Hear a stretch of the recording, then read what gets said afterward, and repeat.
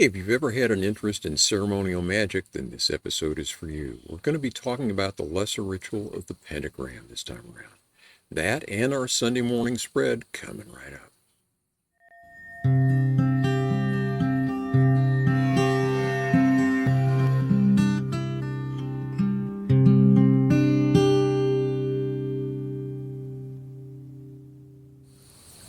Well, good morning, friends. Brian Noe with you from Cards of Light. Thank you for joining me this week for another episode of our show. I appreciate you coming around again. If you're new here, please do click subscribe so that you'll get all of our new content when it first comes out. And if everyone could give this video a thumbs up when you get a chance, I'd appreciate that too. That'll help us reach more people. Thank you very much for joining me this week. So we will have our Sunday morning spread with our tarot reading for the week to come, coming up in just a bit. But building on what we talked about last week about tarot ritual and rituals that are specific to tarot reading, I wanted to kind of back up a step and talk a little bit about ceremonial magic, and particularly the lesser rituals of the pentagram this week. This is a really good ritual for kind of clearing out stale energy, clearing out undesirable energy, and kind of setting the space and the stage for other activities, whether that is meditation or workings of some sort, or working with the tarot. So want to kind of unpack that a little bit this week. If you've ever wanted to take a step into the realm of ceremonial magic, then this is a really good way to start. In fact, this ritual comes to us from the Hermetic Order of the Golden Dawn, and it was the first ritual that they taught to initiates. In fact, it was the only one, other than the initiation rituals, that someone who hadn't kind of got into the inner circle yet of the Golden Dawn could be taught to practice. So it's that fundamental. And it is actually a set of two rituals, one for invoking the lesser invoking ritual of the pentagram, and one for banishing the lesser banishing ritual of the pentagram. And that's the one mainly that we're going to be talking about this time around, is the banishing ritual. It uses gesture and incantation and visualization to kind of clear out undesirable energies and also make a space more conducive to spiritual activities of all sorts. So it's very basic. Beyond that, these rituals also kind of have a protective aspect to them. You can think of when we're doing spiritual work, so any work where we are kind of reaching into areas that are beyond the body and beyond what we experience as material reality, beginning to sense those energies and work with those energies. You can think of it as sort of sending out a little beacon saying, hey, here I am. I'm not just my body. I'm working with these other things. And so those energies that we send out, that beacon that we send out, can attract other energies, other energy patterns. And some of those energies and patterns are things that we might just as well, we might be just as happy if they were to leave us alone. So this ritual, in addition to kind of clearing stuff out, clearing off the table, setting the stage for things, it also kind of sets up psychic boundaries around us, is a way to think of it, that can keep those unwanted, intrusive energies, whether those are intrusive thoughts, whether they are entities of some sort. I don't know how much I buy into that, but a lot of people seem to. Or just patterns of energy, elemental energies that maybe aren't right on the beam, that sort of thing. Kind of keeps those at the side while we're doing our working. So it's an important thing to do. You could think of it as simply a prayer for clarity and protection, if you want. The Golden Dawn actually encouraged people to practice the invoking ritual in the mornings and the banishing ritual in the evenings. But a lot of practitioners these days, and I would agree with these folks, think that really the banishing ritual is the more essential of the two. let's put it this way, you're probably not going to get yourself into a lot of trouble or distress by doing a banishing ritual of some sort, or a protective ritual. Whereas when you start invoking powers, if you don't understand them really well, you can kind of catch a tiger by the tail sometimes with that. I haven't personally experienced that, but I do know of people who have. And so my advice would be, if you're interested in dipping your toes in the water here, start with this lesser banishing ritual of the pentagram and practice it for a while until you are really on intimate terms with it, and then you can kind of move forward to other things. Okay, probably important at this point, since we're talking about pentagrams, to dispel some myths here.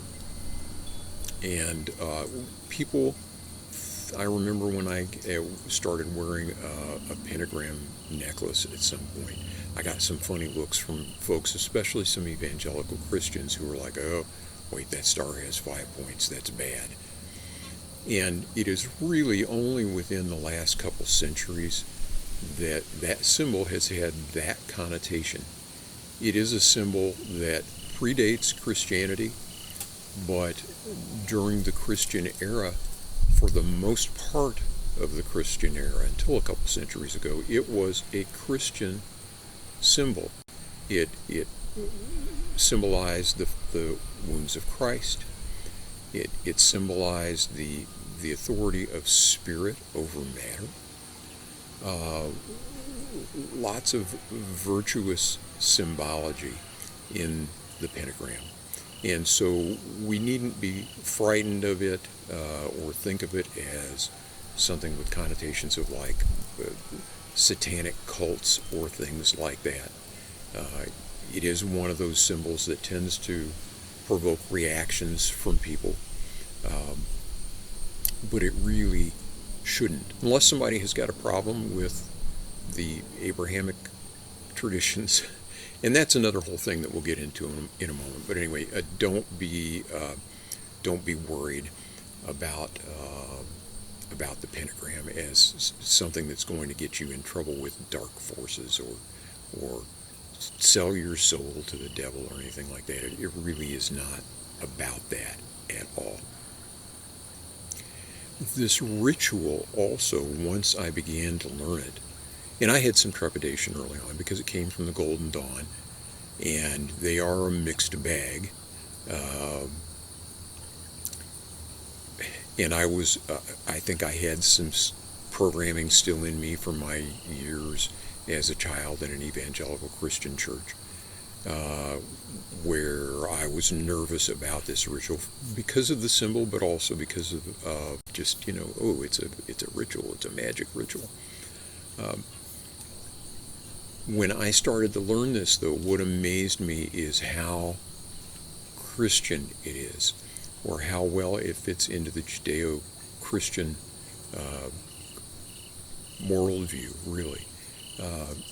It actually uses traditional Abrahamic names of God. It calls to the archangels.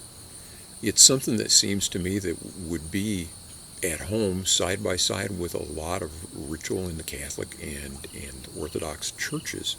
I'm sure they might not condone its use, but it fits right in. It is that type of ritual. So this is kind of a mixed bag too. Your mileage may vary on this.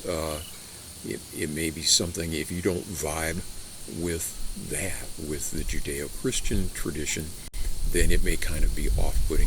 And if that's the case, there are, other kind of newer versions of this out there. The Ruby Star from Crowley is one example of that, where it's less Judeo-Christian imagery. But this ritual includes the doxology from the Lord's Prayer. At the very beginning, we create something called a Kabbalistic cross, and use that, thine is the kingdom, power, and the glory. So right from the beginning, it has, the kind of those connotations and overtones as being a Christian ritual. And indeed, the Golden Dawn was was trying to create kind of a syncretistic gathering of rituals and activities that drew highly on lots of different traditions, but principally the Judeo-Christian one, and particularly, Kabbalistic traditions, things that came to us from mystical Judaism. So, again, your mileage may vary on whether or not you resonate with that, but if someone is a Christian, I would think that this ritual is something that they should feel right at home with. It is like a prayer, and it is a very Judeo-Christianish prayer. So we'll get into some of the details on that in just a moment. This ritual also has a lot in common with other esoteric traditions, like calling the quarters, where someone is kind of paying attention to the cardinal directions, also working with the four elements of antiquity: fire, water, air, and earth. And so it brings a lot of those elements together into one really easy to learn ritual that can be performed almost anywhere. You don't need any special equipment or anything to do this ritual. It can be done anywhere you've got enough room to kind of stand up and move around a little bit. And it only takes a few minutes to perform this ritual as well. So it's really good for kind of beginning work. A lot of times when I'm reading for others in particular, I'll set the space by doing that before I begin. And I find that it helps to clear my mind, helps to clear out the energy, helps to kind of set a sacred space so that I can be attentive to what's going on there and not have distractions coming in from outside. So it's just a good way to get things rolling. Super easy to learn. Like I say, no special equipment involved. If you want, you can incorporate some fun things. I mean, you can, if you want to use ritual robes, you can. If you want to set up some kind of altar, you can. If you want to use a wand or an athame or something like that to do the pointing instead of fingers, you can do that. So you can dress it up if you want, but that's not something that is really required. And basically 4 parts to this ritual. The first is the Kabbalistic cross, and this is one where we are placing our body at the juncture between heaven and earth, and essentially calling on the spiritual power from above and from within us and from below together, and kind of aggregating that. And we do that using the doxology, moving our hand from the sky to the forehead, to the kind of the groin, and then to each shoulder, making a Kabbalistic cross and ending in a prayer pose. And I'm not going to demonstrate this, but I will link out to a couple of really excellent demonstrations, one from Juan Milo Duquette, and I'll also link out to Llewellyn's article about this ritual that will describe it in detail if you want to learn it. It's really good resources to learn it.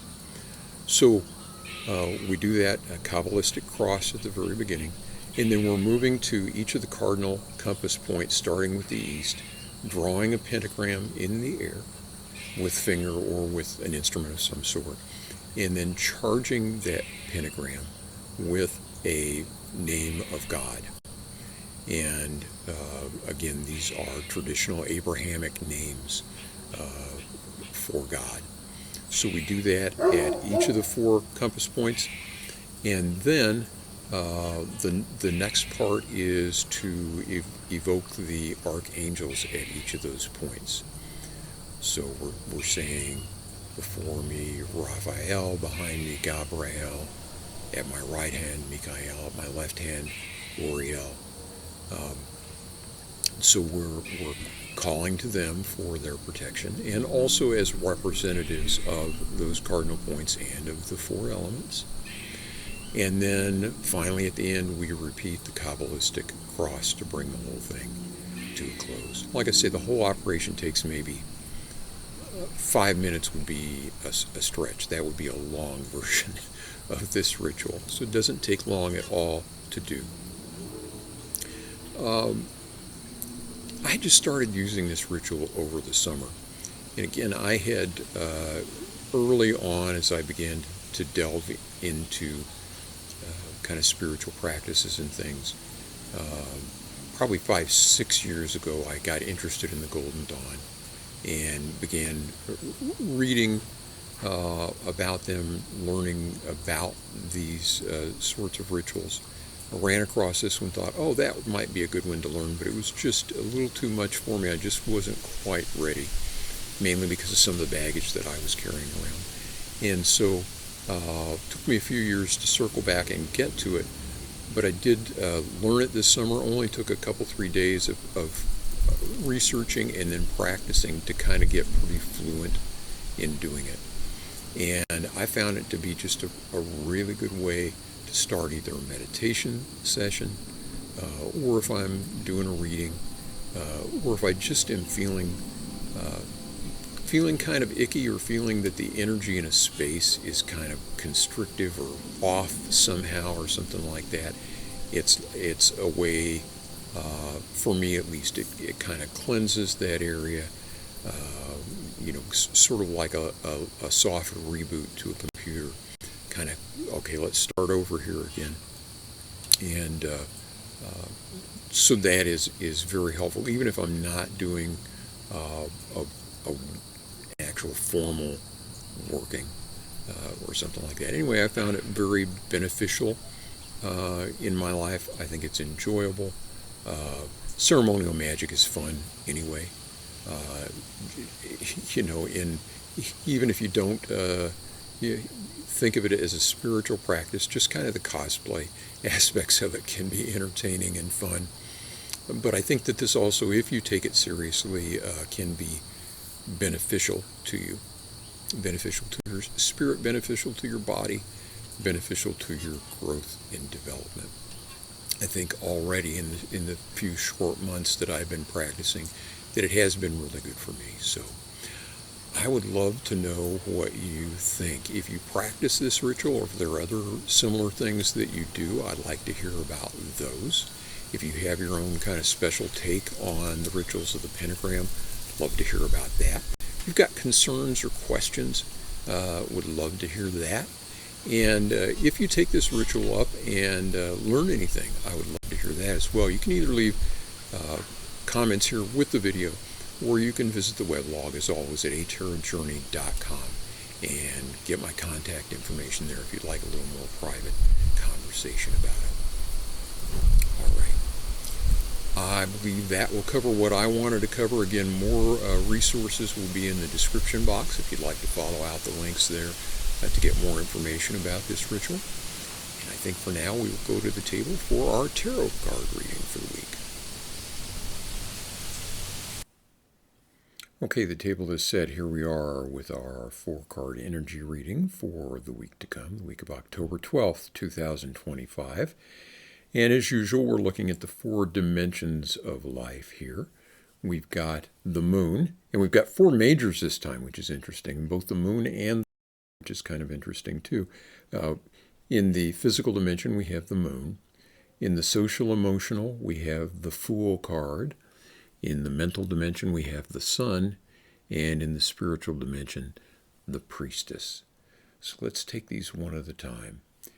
The moon is that eerie liminal space. It's like drifting into or out of a strange dream, where something is just beyond the edge of your vision or your understanding. And so it is a place of shadows and a place where illusion can abound. This can be a very powerful force for good as well. Something emerging that we just can't quite get a handle on, though. And coming as this does in the physical dimension, I'm getting the sense that this is about physical health for someone, and that they're being fooled, and that something is leading them to certain conclusions and certain actions that, if not counterproductive in terms of their health and well-being, at least it isn't on the right track with things. So I would say get a second opinion here, and not just like a second medical opinion, but get some kind of a reality check from someone that you trust. If you're dealing with a physical health issue, and you're thinking, hey, about got this nailed down, but you haven't really gotten expert advice, I'd say get some, or at least get an objective person that you trust to discuss it with. This could also be financial matters as far as that goes as well. It could be a strategy with finances that looks pretty sound, but there's some kind of illusion going on here that we need to get a handle on before we move forward. So that's the way I would read that one. And if this is resonating with you somehow, and you want to discuss, get in touch. You can pop out to the weblog at atarotjourney.com and find my email address there to get in touch. Okay, here in the social emotional dimension, we have the Fool. And this is the card of leaping before we look. But it's also, this character does goofy, foolish things, kind of without giving a lot of thought to them first, but seems to kind of be protected in some way by grace. It seems to get by with it over and over again.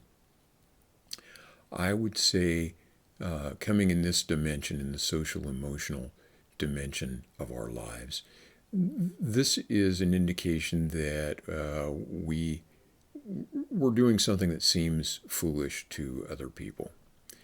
And so we need to take that for what it's worth. If we're being true to our deepest selves and to what's really important to us and to our most treasured values and all of that, then, full speed ahead, damn the tornadoes, damn the tornadoes, damn the torpedoes, and don't worry too much about what other people are thinking. If, on the other hand, we are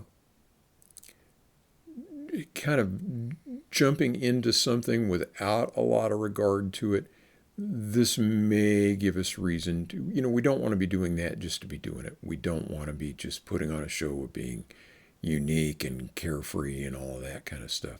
So we want to make sure that whatever we're doing, it is true to the deepest parts of ourselves and to our values. And if that's the case, then don't worry about what other people are thinking or saying. On the other hand, if that is not the case, we may want to listen to some common sense here, and particularly if we're talking about relationships this week, we may want to kind of put those first beyond our own originality. That would be the way I would read this one. You could easily go the other direction and say, absolutely assert your individuality regardless. And but I'm getting an intuitive sense this time around that that's not the interpretation that we need for this week in this position with this card. So main thing, be true to your heart, be true to your best instincts, but don't just abandon any sort of reason, especially if you're getting good advice from people that you care about, or if the things that you're doing is harming others because of just your carefree nature. We want to maybe step back and take a look at that and think about it. Okay, the sun up here in the mental dimension. This is the card of light and truth and love and clarity. And we need to be seeking that in the mental dimension of our lives this week. I also think that, again, this is just an intuitive sense, that this card may be sort of telling us, hey, don't get cocky. We may think that we know more than we actually know, and we may be coming off to others a little bit brash, and nobody likes a know-it-all. And so we need to be careful about how we present the information that we have to others. And we need to make sure that we aren't just so certain that we are kind of ignoring evidence to the contrary of whatever it is that we are believing and proclaiming this week. So just kind of, again, as with really all three of these cards so far, kind of warnings against illusions and self-illusions and self-absorption as well. Let's play well with others, and let's try to step back and look at the big picture and try to find our best way forward here. Okay, and then we've got the priestess up here in the spiritual dimension. And this is a breakthrough of some sort. This is, I have a very strong sense that this is about being very near to a spiritual breakthrough of some sort, where we have been maybe not feeling really good about things, about life, about our progress and our personal growth and all of that. We've been trying a lot of different things to try to move ourselves forward, and maybe to try to get unstuck and just feeling frustrated. This week we should see a big movement forward, big change in either paradigm or in our understanding of things, and that just lots and lots of good energy coming our way in that spiritual dimension of our lives this week. So kind of an interesting way. Really, all of these are, the moon may be the least auspicious of these cards, but depending on how it's placed, it can be an auspicious card as well. Certainly the priestess and the sun are generally, very auspicious cards. The fool can kind of go either way as well, but I usually think of it as being pretty auspicious as well. Lots of big energy coming this week, though. That's the way I'd see these. That'll do it for me for this week. Please like, subscribe, share, all of the things. We will be back again soon, and in the meantime, as always, I wish you peace. Take care of yourselves.